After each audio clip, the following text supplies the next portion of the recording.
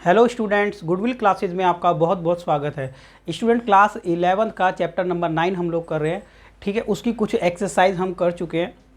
9.1 complete कर चुके हैं, अब 9.2 हम कर चुके हैं। इसका भी एक पार्ट 30 मिनट का था, फिर एक दूसरा भी पार्ट था, वो भी लगभग ऐसे ही 45 मिनट के अराउंड था। अब इसी पार्ट का ना एक लास्ट वीडियो हम लोगों को देखना है। अब इसमें ये एक्सरसाइज पूरी कंप्लीट हो जाएगी और डिस्क्रिप्शन बॉक्स में आपको लिंक मिल जाएगा, तो उसको आप कंप्लीट करें। अभी हम आ जाएंगे अपने क्वेश्चन नंबर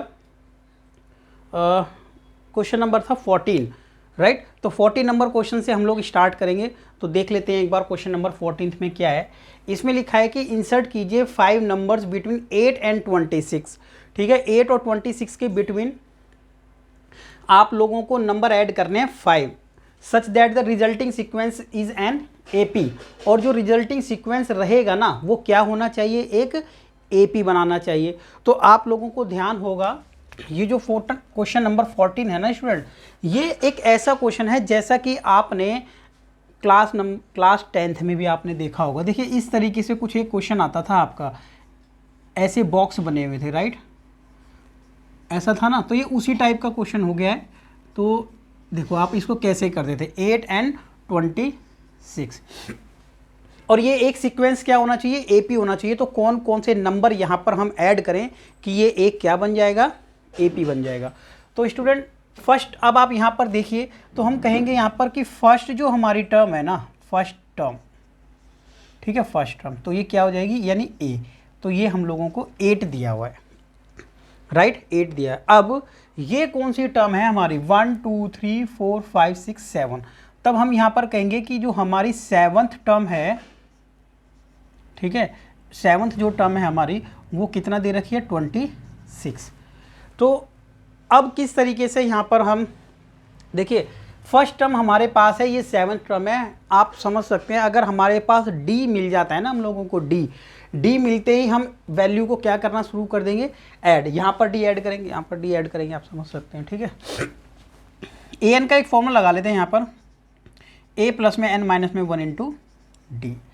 अब यहाँ पर लास्ट जो टर्म है 26 थी, a यहाँ पर भी पता है हम लोगों को 8 है, n पता है यहाँ पर कौन सा नंबर की टर्म थी, ये 7th टर्म थी। तो यहाँ 7 रख देते हैं, -1, D यहाँ से हम लोगों को मिल जाएगा, तो ये आ जाएगा 60 और ये है 26। 8 उधर ले जाके घटा देते हैं, तो कितना बच जाएगा यहाँ पर 18, और D की वैल्यू स्टूडेंट कितनी आ जाएगी, 6 या 18। D की वैल्यू कितनी आ गई है, 3 आ गई। अब जैसे ही D की वैल्यू हम लोगों को पता चल गई है, तो यहाँ पर हमें इंसर्ट करने थे 5 numbers of term. So then, ठीक है, देन AP विल बी, ठीक है। तो AP क्या रहेगी वो हम लोगों को देखना है। तो पहले हो जाएगा 8, और जो ये बॉक्स था ना हमारा, तो इसको दोबारा लिखना है, तो ऐसे लिख लेते हैं, ठीक है स्टूडेंट। तो ये कंप्लीट कर लिया हम लोगों ने 26। तो यहाँ पर 3 ऐड कर देंगे, 11, 3 ऐड कर देंगे 14, 3 ऐड करेंगे 17, 3 ऐड करेंगे तो 20, और 3 ऐड करेंगे तो 23, देन 3 ऐड करेंगे 26। तो ये क्वेश्चन नंबर हो गया हमारा, क्वेश्चन नंबर 14, ठीक है, ईजी क्वेश्चन था। उसके बाद आ जाते हैं 15 नंबर क्वेश्चन। बहुत इंपॉर्टेंट क्वेश्चन है, एग्ज़ाम में भी पूछा गया है कई बार, ठीक है ना। तो अगर जब एग्ज़ाम में टफ क्वेश्चन और इम्पॉर्टेंट क्वेश्चन में ये क्वेश्चन आ जाता है, ठीक है। बाकी जो लेवल हमारा क्लास 10th का होगा ना, वो अक्सर नहीं पूछा जाता है, जैसे 14 नंबर ईजी क्वेश्चन था। 15 नंबर पर आ जाते हैं, a की पावर n और b की पावर n, a की पावर n माइनस में 1 और b की पावर n माइनस 1, इस तरीके से दिया हुआ है। ये एक am है, am यानी am का मतलब क्या है यहाँ पर, अर्थमेटिक मीन। ये क्या है, अर्थमेटिक मीन है between a and b। a और b के बीच में ये एक अर्थमेटिक मीन है, ठीक है। आपको फिर n की वैल्यू फाइंड करनी है। तो थोड़ा सा इस बात को समझे कि अर्थमेटिक मीन क्या होता है, मैं आपको ये बता देता हूँ। जैसा कि आप मीन निकालते थे या एवरेज निकालते थे कोई भी नंबर का, जैसे 2 है, 3 है, या 2 है और 4 है और 6 है, तो जब ये एक AP बन रहा है ना, AP, तो बीच वाली टर्म को हम क्या कह रहे हैं, AM कह रहे हैं, अर्थमेटिक मीन, बीच वाली टर्म को कहते हैं। तो हमारा अर्थमेटिक मीन यही है। और अगर आप चेक करें कि अर्थमेटिक मीन कैसे निकलता है, तो A और B, अगर ये हमारी टर्म A और B है, तो इन दोनों को ऐड करें ना, अगर इसको और इसको, और डिवाइड करें 2 से, तो आप देखें तो बीच वाला नंबर ही हमारा आ जाता है, इस बात को समझ रहे हैं आप कि अगर हम अर्थमेटिक मीन डायरेक्ट भी निकालना चाहें, it means first term and जो हमारी यहाँ पर टर्म होगी दोनों को ऐड करें और डिवाइड 2 कर दें तो हमारा जो मिडिल टर्म है ना वो आ जाएगी, उसी को हम अर्थमेटिक मीन कह रहे हैं। तो ठीक है, अब यहाँ पर ए और बी के बीच में ये वाली टर्म है, ठीक है, बीच में। अब हम बीच में ऐसा नहीं है, बीच में तो हम अगर यहाँ पे 5 टर्म भी होंगी ना हमारी, जैसे 2 4 6 उसके बाद 8 और ये 10 होगी ये। अब हम यहाँ पर भी ऐसा कर सकते हैं, देखो इसको और इसको दोनों को ऐड करें, ये ए है हमारा और ये हमारा पार्ट बी है। अब इसके मिड मतलब मीन तो इसका यही रहेगा ना, तो हम यहाँ पर भी कर सकते हैं 2 प्लस में 10 एंड डिवाइड बाय 2 अगर करेंगे तो जस्ट जो बिल्कुल बीच में टर्म होगी ना वो हमारी हम लोगों को मिल जाएगी, यानी 6। ठीक है, तो चलो ये वाली बात थी, ये अभी तक नहीं बताई गई थी, तो इसलिए यहाँ पर आप देखें कि ये जो है ए और बी के बीच में एक क्या है, ए एम है। तो आप समझें कि ये ए तो यहाँ पर आ जाएगा। ठीक है, बता देते हैं आपको आगे। देखिए इस वाली जो ये पॉइंट है इसको समझ लेना। देखो अब आप समझ गए होंगे कि ए एम है तो बीच में होगा, इट मीन्स कि हमारा जो ए पी बनता होगा ये ऐसे करके, राइट ना, ये ए पी बनता होगा, ये ए है और मैं लिख दूं अगर ये बीच में आएगा, और हम मान लेते हैं कि सिर्फ हमारे पास ए बी और बीच में एक ही नंबर है, या और भी हो सकते हैं, लेकिन हमने मान लिया कि ये हमारा बीच में है, ऐसा और कोई नंबर हमारा है नहीं, ऐसा फिलहाल हम लिख लेते हैं ए की पावर n माइनस में 1 बी की पावर n माइनस, भाई मिड में आएगा तो ऐसा तो लिख ही सकते हैं, और यहाँ लिख लेंगे b। तो ये हो गया ये नंबर, उसके बाद ये, उसके बाद ये, और ये एक AP बनाते हैं। ठीक है, अब आप लोग समझ सकते हैं कि a और b को अगर ऐड किया जाए तो कर देते हैं a प्लस में b को अगर ऐड किया जाए तो अभी बताया था आपको क्या कि am बराबर कैसे होगा, am बराबर होगा a प्लस में b को ऐड कर देते हैं और डिवाइड कर देते हैं 2 से, तो am आ जाता है, और am हमारा ये दिया हुआ था, तो इसका मतलब मैंने यहाँ पर इसको लिख लिया, देखो ऐसे।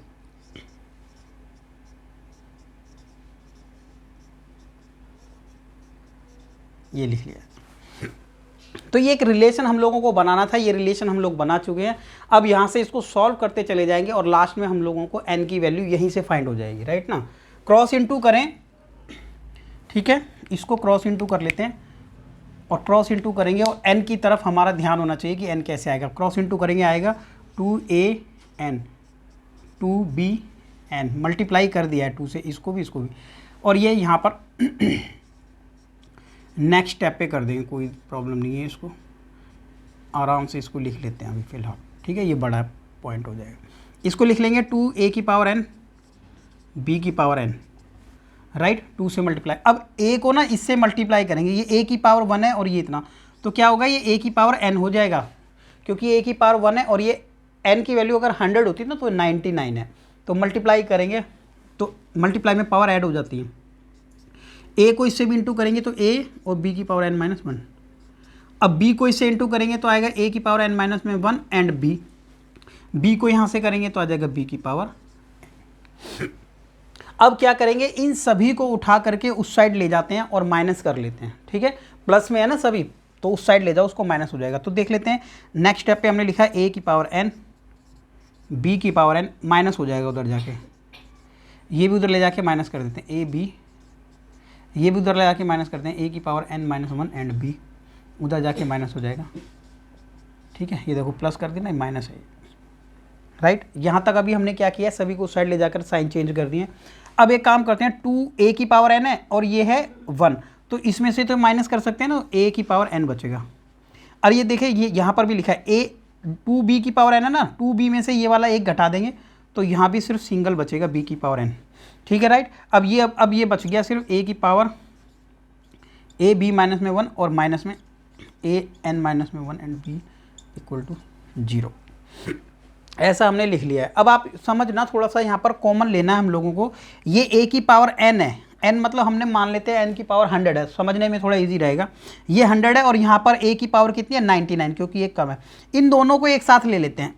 ठीक है, तो देखो क्या फ़ायदा होगा यहाँ से, ये a की पावर n है माइनस में a की पावर n माइनस में 1 एंड b है। ठीक है, इसको मैंने एक साथ लिख लिया फिलहाल, राइट। और ये b की पावर n है ना, प्लस का तो साइन रहेगा, b की पावर n है, यहाँ से कुछ कॉमन लेना, और ये b की पावर 99 मान लेते हैं। 99 क्यों है, क्योंकि 1 घटा हुआ है, एक कम है ना, अगर 100 ले लेते तो एक कम है वहाँ से। कॉमन अब ले लेते हैं यहाँ पर देखें कॉमन क्या आ रहा है, आप समझ सकते हैं कॉमन होता है जो दोनों में हो, तो पावर 99 दोनों में है, राइट ना। अगर ये 99 क्यों बोला हमने, अगर n 100 होगा तो ये एक कम है ना उससे, तो ये वाली पावर छोटी वाली कॉमन ले लेते हैं। कॉमन तो आप वही लेंगे ना जो दोनों में है, तो इसलिए यहाँ पे बचेगा a, माइनस में ये बाहर आ चुका था, ये बचेगा b। यहाँ से कॉमन ले लेंगे b की पावर n-1 कॉमन ले लेंगे, राइट स्टूडेंट, b की पावर n-1। अब जैसे ही हमने b की पावर n-1 लिया तो यहाँ पर चलो एक स्टेप लिख लेते हैं, b बचा यहाँ पर ओनली, क्यों, क्योंकि ये n था और ये एक कमी कॉमन लिया था हमने, ये कॉमन आ गया तो a बचा इक्वल टू 0। स्टूडेंट एक काम करते हैं, देखो यहाँ पर आप समझना मेरी बात को, इस पूरे में से और इस पूरे में से a माइनस बी कॉमन आ सकता है, अगर ये भी हम माइनस कॉमन ले लेते हैं, ठीक है। तो a माइनस में 1 है और ये है a माइनस में b, मैंने माइनस कॉमन ले लिया यहाँ पर, यहाँ से माइनस, क्यों, क्योंकि अब यहाँ पर ये a माइनस बी हो गया, ये माइनस था ये प्लस हो गया, प्लस वाला माइनस, क्योंकि माइनस कॉमन ले लिया है। अब क्या हुआ कि ये दोनों पार्ट है ना, जो a माइनस बी ये भी है और a माइनस बी ये भी है, तो दोनों एक जैसे ना, अब इसको कॉमन लिया जा सकता है, थोड़ा सा स्पेस की ज़रूरत है, वो देख लेते हैं, ठीक है। तो कैलकुलेशन है और बहुत इंपॉर्टेंट क्वेश्चन है, एग्जाम में बहुत पूछा जाता है। a माइनस में b कॉमन ले लिया हम लोगों ने, a माइनस बी जैसे ही कॉमन लिया, अंदर क्या बच गया, a की पावर n-1 बच गया, a की पावर n-1, और माइनस में b की पावर n-1 यहाँ पर बच गया, इक्वल टू 0 आ रहा है। ध्यान करें कि हम लोगों को यहाँ पर ना जो कैलकुलेट करना है, जो हमें n की वैल्यू ही कैलकुलेट करनी है, तो बाकी जो भी पार्ट है हम लोगों को उस पर ध्यान नहीं देना है। तो इसलिए a माइनस बी को उधर ले जाके 0 कर दो, तो सिर्फ हमारा जो n इसी के अंदर तो है, उसमें तो ये था ही नहीं, तो मल्टीप्लाई में है ना, ये उधर जाके 0 कर दिया, ये वाला पार्ट बच गया। अब करते हैं a माइनस में ये था और ये माइनस है ना, उधर ले जाके क्या कर देंगे, इसको प्लस कर देंगे। अब n किस तरीके से कैलकुलेट करें, हमारा ध्यान पूरा इस बात पर होना चाहिए कि n यहाँ से किस तरीके से निकाला जा सकता है। तो यहाँ से किस तरीके से निकाला जा सकता है, पहले तो हमने उस उधर ले जाके इसको प्लस कर दिया, अब डिवाइड में ले जा करके यहाँ पर हमने 1 छोड़ दिया, 1 छोड़ेंगे ना भाई, ये वहाँ पर क्या चलेगा, डिवाइड। अब चाहें तो क्रॉस इंटू करके दोबारा हम इसी ही स्टेटमेंट पर पहुँच सकते हैं। अब एक काम कर लेते हैं कि ये हो गया a और b whole to the power ये n-1, इस पूरे की पावर कितनी आ गई है, n-1, और 1 को हम स्टूडेंट ये तो लिख ही सकते हैं ना, a अपॉन में b की पावर 0 लिख सकते हैं भाई, 1 को a अपॉन में b की पावर 0 लिखा जा सकता है 1 को। तो अब क्या हुआ, यहाँ से फ़ायदा हमारा ये होने वाला है कि इस वाले पार्ट से ये वाला पार्ट हो जाएगा कट, और सिर्फ बचेगा n-1, यानी हम अपने आंसर पर पहुँच गए हैं फाइनली, और 1 आंसर आ गया हमारा, n की वैल्यू 1। तो बहुत इंपॉर्टेंट ये क्वेश्चन है। आप लोगों ने देखा कि सिर्फ इसमें जो मेन सबसे चीज़ है ना, वैसे सबसे मेन वो ये आपको समझना था कि am यहाँ पर बीच में है, और ये एक रिलेशन जैसे ही आप बनाओगे, अब जिसकी कैलकुलेशन जितनी स्ट्रॉन्ग होगी वो उतना आराम से इसको आंसर कैलकुलेट कर पाएगा, ठीक है। तो ये क्वेश्चन नंबर था आपका नेक्स्ट जो भी था 15 नंबर। अब आ जाएंगे हम अपने नेक्स्ट क्वेश्चन पर, राइट। इसको अच्छे से आप नोट करें।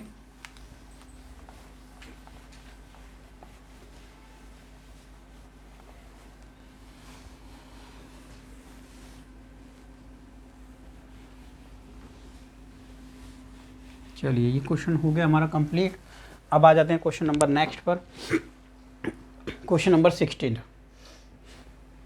बिटवीन a एंड 31, a और 31 के बिटवीन, जैसे अभी जस्ट ये वाला क्वेश्चन था ना, उसी तरीके से। तो a और यहाँ पर 5 टर्म इंसर्ट की थी, यहाँ पर कह रहा है कि between a and 31 m numbers of term have been inserted in such a way. अब m नंबर्स टर्म्स हमने यहाँ पर इंसर्ट किया है। अब m कितनी होती हैं, m तो 11 हो सकती है, 12 हो सकती है, कितनी भी हो सकती हैं, ठीक है। इंसर्ट किया इन such a way that the resulting जो सीक्वेंस बनेगा इन एन AP। अब एक जो AP है उसका जो रिजल्टिंग सीक्वेंस बन रहा है, एंड द रेशो क्या बताया था इसने, इंसर्ट करने पर such a way resulting sequence is an AP, वो एक AP बनता है। उसके बाद आपको बताया and the ratio of 7th and m-1 term. अब जो ये सीक्वेंस बनाना, वहाँ पर आपको समझना है थोड़ा सा इसमें कि 7th टर्म और m-1 जो टर्म है उसका जो रेशियो है 5 और 9 है। आप लोगों को बताना है कि वैल्यू m की क्या थी, ये आपको बताना है, ठीक है। थोड़ा सा इस क्वेश्चन में रहता है कन्फ्यूज़न कि ये 7th और m-1 क्या है, वो मैं आपको बता देता हूँ कि 7th कौन सा है, m-1 कौन सा है। तो क्वेश्चन नंबर 16 की बात हो रही है। हमने यहाँ पर लिख लिया कि हमारा जो AP है ना वो इस तरीके से लिख लिया हमने, 1 है और उसके बाद ना लास्ट वाला 31 है। ठीक है स्टूडेंट, ऐसा हमने लिख लिया। अब यहाँ पर m number of term insert की है, तो हमारी जो फर्स्ट टर्म है A1 है, ये चलो ऐसे लिख लेते हैं, ये A2 है और ये A3 है और डॉट डॉट करते करते यहाँ पर हम पहुँच गए M तक। m numbers of term insert किए ना, तो ये हैं वो टर्म जो हमने इंसर्ट किए, ठीक है ना। तो टोटल नंबर ऑफ टर्म ये इंसर्ट किए, तो हमने ऐसा लिख लिया है। अब इसने क्वेश्चन में बोला गया आपको कि 7th टर्म, अब एक चीज़ तो वो देख लो जो हमने क्वेश्चन नंबर 14th में की थी, राइट। क्वेश्चन नंबर 14th में तो वो समझ लेते हैं कि ये अगर फर्स्ट टर्म है, ये सेकंड, ये थर्ड, ये फोर्थ, ये फिफ्थ और ये लास्ट वाली, तो ये टोटल m नंबर टर्म तो यहाँ तक तो थी। ये टोटल कितनी टर्म्स है, m, राइट स्टूडेंट। ये टोटल कितनी टर्म्स है, m टर्म्स है। तो ये कौन से नंबर पे टर्म्स आती होगी ये आपको पता होगा। यहाँ पर n की वैल्यू कितनी हो जाएगी, n की वैल्यू देखिए यहाँ पर n कितना होगा, यहाँ पर n होगा m+2। कितना होगा यहाँ पर n की वैल्यू, m+2, क्योंकि ये m तो है ही और ये m+1 और ये m+2, तो यहाँ पर ये m+2 नंबर पर ये टर्म आती होगी। तो हम यहाँ पर एक काम कर लेते हैं, सबसे पहले लास्ट टर्म वाला फॉर्मूला लगा के, ठीक है। कौन सी टर्म, लास्ट टर्म कैसे निकालते थे, last term is equal to a, मतलब a प्लस में n-1 इंटू डी, ऐसा करते थे। लास्ट टर्म गिवन है जो कि है 31 और a की वैल्यू कितना है 1 एंड n कितना है यहाँ पर, n फिलहाल हम यहाँ पर लिखेंगे ये, क्योंकि n हमारा ये हो सकता है यहाँ पर -1 एंड d, ठीक है भाई। n हमारा कितना है, m+2 है, क्योंकि लास्ट टर्म हमारी m+2 है। स्टूडेंट ये आ जाएगा m+1, माइनस हो गया ना 2 में से d, और ये उधर ले जाके ना एक काम कर लेते हैं, माइनस कर देंगे, ये 30 बचेगा और ये बचेगा m+1 d, और d की वैल्यू स्टूडेंट आ जाएगी m+1। तो यहाँ से ना हम लोगों ने d कैलकुलेट कर लिया है और ये हमारा इक्वेशन नंबर 1 आ चुका है अभी, ठीक है। अब एक तो इक्वेशन ये आ गई है यहाँ पर, ठीक है। दूसरा एक इक्वेशन और आएगी हमारे यहाँ पर कि 7th और इनका रेशो 5/3 है। तो 7th टर्म कौन सी वाली 7th है, देखो एक तो यहाँ से हो सकती है 1 2 3 4 5 6 स्टार्टिंग से लेकर के, ठीक है। यहाँ पर यही प्रॉब्लम है सबसे मेन कि 7th टर्म ये कहाँ से कह रहा है। वैसे तो हम लोगों को तो ये समझ आ रहा है कि AP की 7th है, तो AP की 7th तो यहाँ से स्टार्ट करनी चाहिए, लेकिन ये 7th टर्म एक्चुअल में यहाँ से इसने बोला है। कहाँ से बोला है, यहाँ से। अब जो 7th टर्म इस वाले AP वाले सीक्वेंस में जो हमारा m नंबर ऑफ इंसर्ट किए थे हमने, m जो नंबर्स हमारे इंसर्ट थे वहाँ से 7th कह रहा है एक्चुअल में यहाँ पर, ठीक है। तो ये जो टर्म है ना एक्चुअल में वो 8th टर्म हो जाएगी, क्योंकि ये भी ऐड करना है हमें। ये 7th यहाँ से काउंट कर रहा है, 1 2 3 7 और एक ये 8, तो टोटल नंबर ऑफ टर्म यहाँ पर कितनी है, 8 है। तो हम यहाँ पर ना A8 की वैल्यू निकाल लेंगे एक्चुअल में। क्या निकालेंगे, A8। और A8 जो हमारा होगा ना वो किसके बराबर हो जाएगा, किसके बराबर हो जाएगा, A8 1 A प्लस में 7 D के बराबर हो जाएगा, राइट। A8 बराबर कितना हो जाएगा, 7 D के बराबर। तो A की वैल्यू तो यहाँ पर 1 है और 7 A की वैल्यू तो पता है हम लोगों को 1 है। अब हमने यहाँ से स्टार्ट इसको भी ऐड कर लिया, तो ठीक है ना। तो 7th यहाँ पर मैं लिख देता हूँ, 7th टर्म हमने क्या लिखा है, 7th टर्म, ठीक है, फ्रॉम A1 टू AM। चलिए मैंने यहाँ पर ये लिख दिया है, जो 7th टर्म है ना कहाँ से लिए हमने, फ्रॉम A1 टू AM, इसके बिटवीन वाली 7th टर्म थी, ठीक है। देन हमने क्या किया है कि हमारी जो टर्म हो जाएगी ना वो 8th निकालनी है हमें, ठीक है ना, क्योंकि यहाँ से तो वो 8th हो जाएगी ना। तो A प्लस में 7D एंड अभी इतना हमने 1 यहाँ लिख लिया और ये हमारा रिलेशन एक आ गया है, ठीक है। तो हम चाहते हैं तो इसको नंबर दे लेते हैं, क्या, नंबर 2 हमारा ये आ गया है। अब उसके बाद हमारा आ जाता है क्या, m-1 नंबर ऑफ टर्म। तो m-1 नंबर ऑफ टर्म हमारा जब यहाँ पर दिया हुआ है तो ये भी यहीं से है, देखिए ये 1 2 3 4 5 m, तो m माइनस में 1 जस्ट इससे पहले वाले टर्म की बात हो रही है, जस्ट पहले, तो यानी ये वाला m माइनस 1, क्योंकि जब हम इतनी की बात कर रहे हैं तो m माइनस 1 जस्ट इससे पहले वाला, ठीक है, जस्ट इससे पहले वाला। तो हम यहाँ पर यही चीज़ फिर लिख लेते हैं कि m माइनस में 1 टर्म, ठीक है। ये जो टर्म हमने ली है ना, ये 7th और ये एक्चुअल में टर्म कहाँ से ली गई है, इसको और इसको हटा दो, सिर्फ यहाँ से ली गई है। तो वहाँ से इतना आपको क्लियर हो जाएगा ना कि ये एक्चुअल में ली कहाँ से गई है, तब आप खुद अपने आप कैलकुलेशन कर पाएंगे। तो m माइनस में 1 टर्म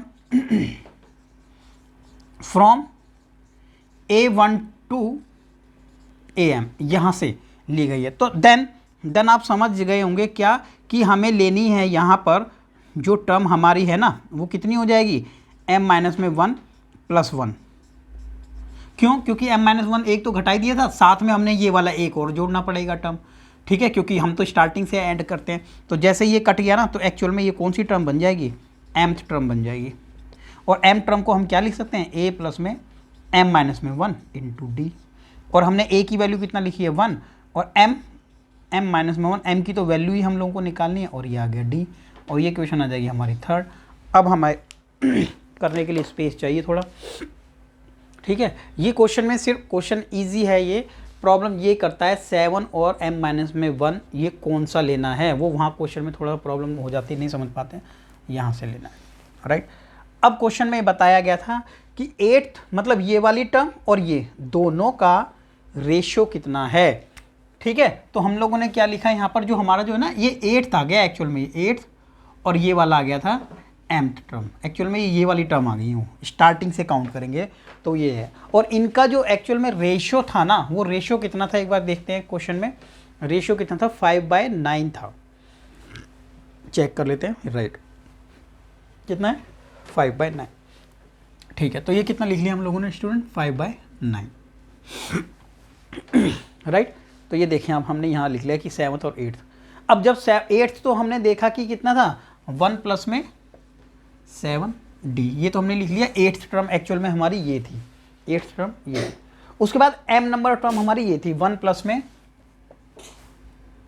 m माइनस में 1d, 5/9।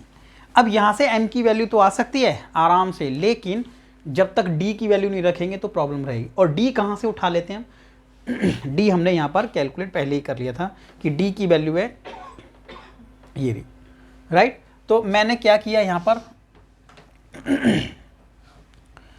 पर देखो, यहाँ लिख लेते हैं कि मैंने यहाँ पर लिख लिया 1 प्लस में 7d, और d की वैल्यू एक्चुअल में 30/1 प्लस m प्लस 1, कितना लिखा था वहाँ पर, m प्लस 1 लिखा है, ये आ गया हमारा, राइट। 1 प्लस में m माइनस में 1, और d की वैल्यू है 30/m प्लस 1, राइट, 5/9। ये इस पूरी इक्वेशन में हमारे पास m के अलावा कुछ और नहीं है, तो m हम इजीली कैलकुलेट कर पाएंगे। यहाँ पर पहले सबसे पहले क्या करेंगे m को एलसीएम ले लेते हैं, राइट।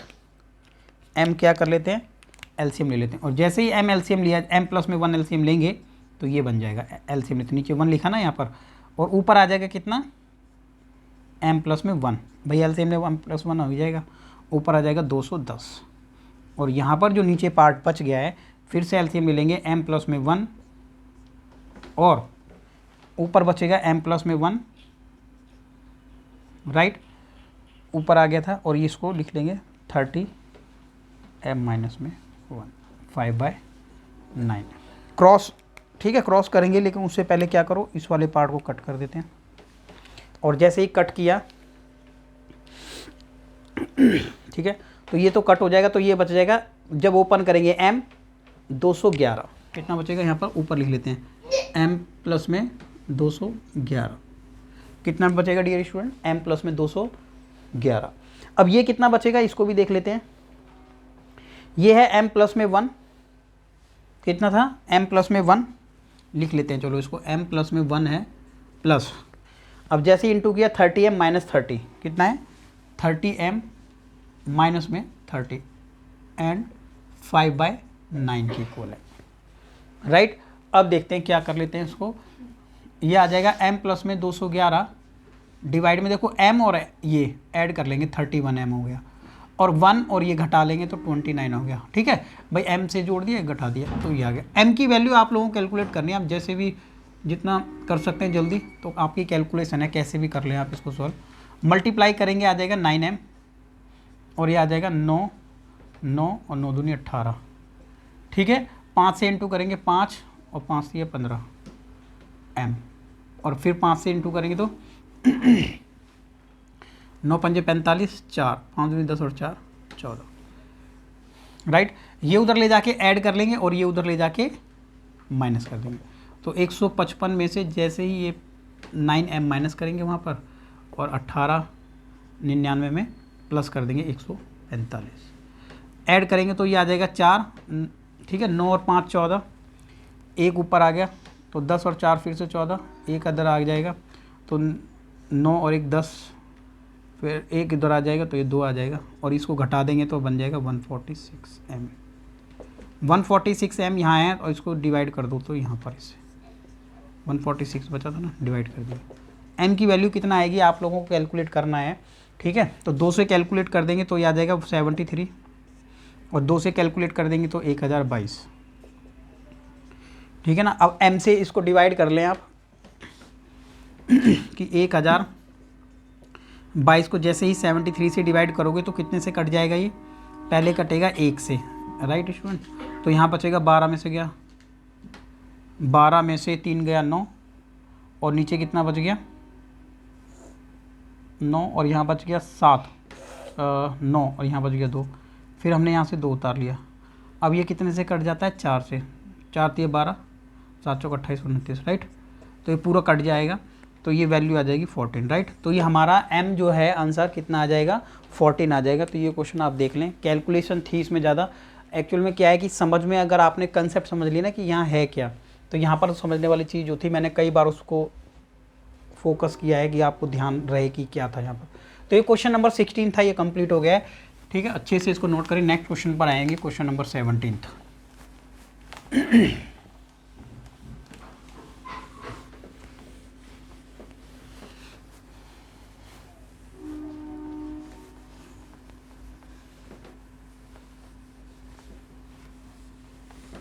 देख लेते हैं, नेक्स्ट क्वेश्चन पे आ जाते हैं। क्वेश्चन नंबर होगा हमारा नेक्स्ट 17। तो 17th क्वेश्चन में देखें कि क्या लिखा है, ये बहुत इजी क्वेश्चन है। A man starts repaying a loan, एक मैन क्या कर रहा है, अपना लोन रीपे करना स्टार्ट कर रहा है। ठीक है, कितना लिया था नहीं लिया था उससे कोई मतलब नहीं है इस क्वेश्चन में। एज फर्स्ट इंस्टॉलमेंट ऑफ ₹100, सबसे पहले उसने कितना रीपे किया, ₹100 रीपे किया। जब वो रीपे कर रहा है तो उसने लिया कितना था वो नहीं बताया हमें। सबसे पहले उसने फर्स्ट मंथ में ₹100 वापसी किया। If he increase the instalment by ₹5 every month, अब जब वो नेक्स्ट मंथ में पेमेंट करता है ना, तो उसने क्या कंसेप्ट बना रखा है कि ₹5 एक्स्ट्रा पेमेंट करता है वो नेक्स्ट मंथ में, तो ₹105 करता है। ठीक है ना, एवरी मंथ करता है, तो उससे नेक्स्ट टाइम में कितना करता होगा इतना, उससे नेक्स्ट टाइम में कितना करता होगा इतना, ऐसे वो पेमेंट करता रहता है अपने लोन को। इस तरीके से हर महीने ₹5 एक्स्ट्रा पेमेंट करता है कि जल्दी खत्म हो जाए। So what will be the amount of 30th instalment. अब वो पहली इंस्टॉलमेंट है, ये दूसरी है, तीसरी है। अब आपको ये पता है कि 30th नंबर पर, ठीक है, इंस्टॉलमेंट कितनी वो पे करेगा, तो यानी आपको निकालना है नंबर ऑफ, ठीक है, 30th नंबर पर क्या टर्म आएगी वो, जितना उसने इंस्टॉलमेंट पे किया होगा। तो 30th नंबर ऑफ टर्म निकालना है, यानी लास्ट टर्म निकालनी है, AN का फॉर्म लगा के, ये आप लोगों को खुद करना है। अब आ जाएंगे क्वेश्चन नंबर 18 पर। ठीक है, 18th नंबर क्वेश्चन है, ये भी आसान क्वेश्चन है। ठीक है, तो 18th नंबर देख लेते हैं, ये तो बहुत आसान था। 18th, the difference between any two consecutive interior angles of a polygon is 5 degree.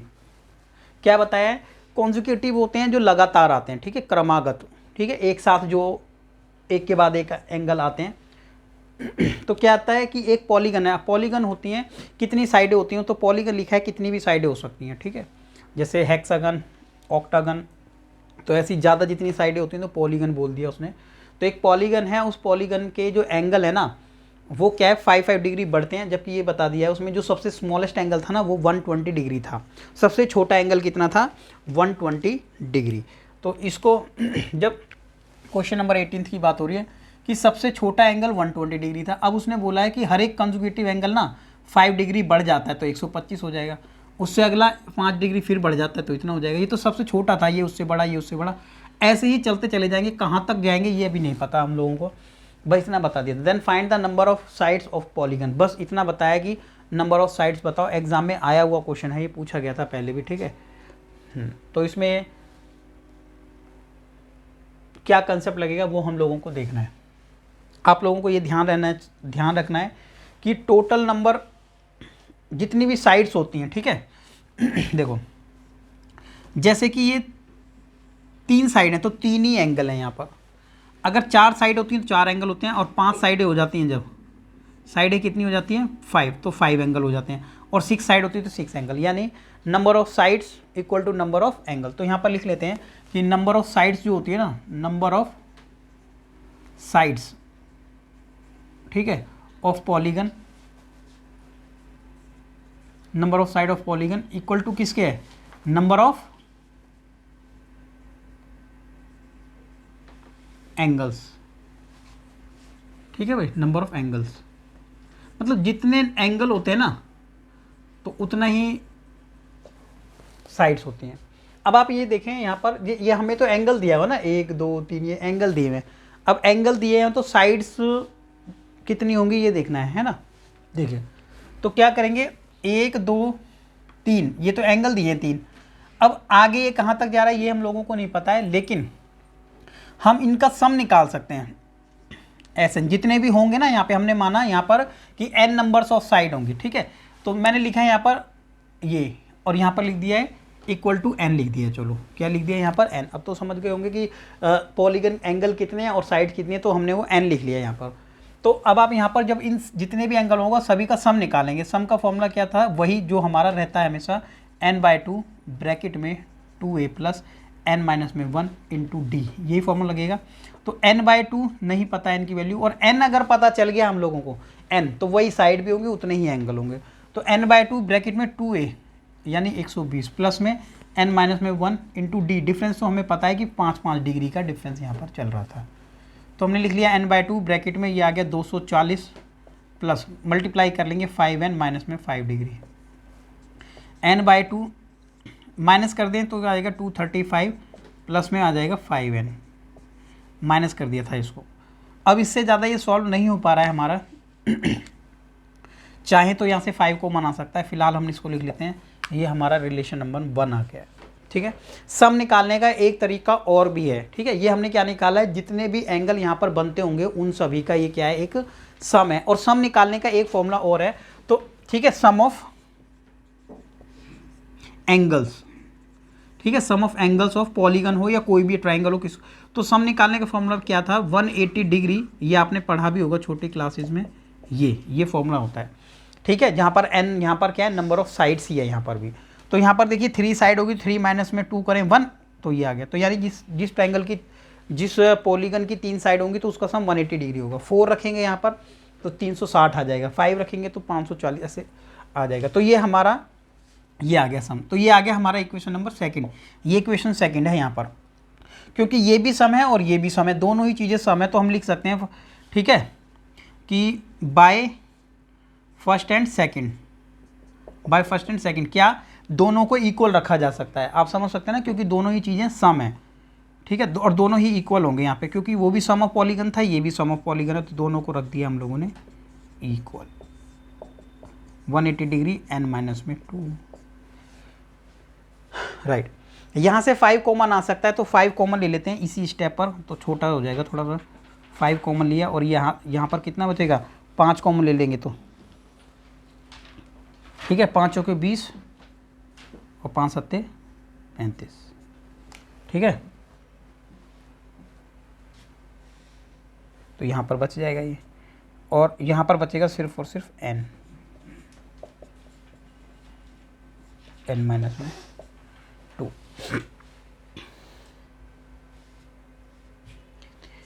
चलो यहाँ पर हम पहुँच गए हैं। अब कट, इसको ये वाला पॉइंट काट सकते थे, इसलिए मैंने 5 कॉमन लिया, इसको काट देते हैं 5 को, जैसे 5 से काट देंगे, और 5 से 15, 5 से 30, 36 आ गया, राइट स्टूडेंट।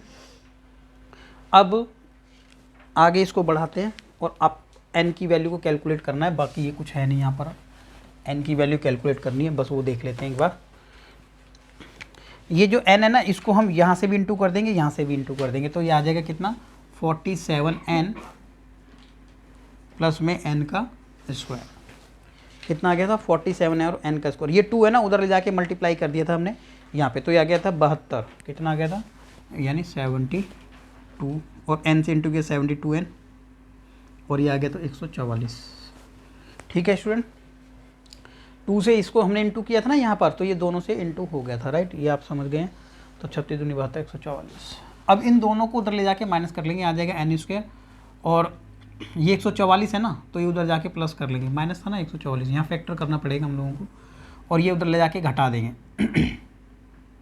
अब जैसे ही ये उधर ले जाके माइनस करेंगे तो कितना बचेगा, 72 में से जैसे ही 47 घटाया हमने, तो 12 में से यहाँ गया 5, और यहाँ बच गया 2, 25 आ गया था यहाँ पर। कितना आ गया था 25, वो भी माइनस का 25 है। अब इसको फैक्टर कर लेंगे हम, ठीक है, तो 16 नहीं में 144, ये इसके फैक्टर बनेंगे, ठीक है। 16 9 जा 20, 16 9 जा 144 बनेगा, 16 नहीं 144, और 16 को और 9 को दोनों को माइनस में करेंगे तो फैक्टर बन जाएगा इसका, ठीक है।